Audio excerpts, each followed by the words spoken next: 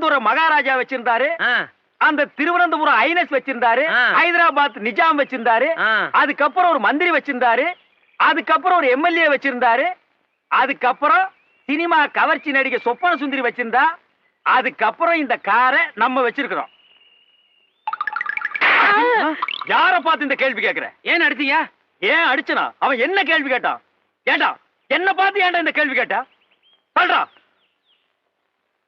அது ஏன்டா என்ன பார்த்து அந்த கேள்வி கேட்ட? இத்தனை பேர் இருக்காங்களே, கேட்க கூடாதா? சொல்றா.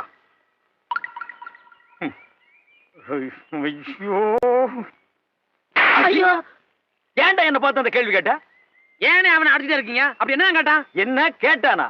காரை நம்ம வச்சிருக்கிறோம், இந்த காரை வச்சிருந்த சொப்பன சுந்தரியை இப்ப யாரு வச்சிருக்காங்கன்னு கேக்குறான். அவளை யார் யார் வச்சிருக்காங்கன்னு கணக்கு எடுக்கிறதா என் வேலை? இல்ல இதுக்கு முன்னால நான் அந்த வேலை பார்த்துட்டு இருந்தேனா?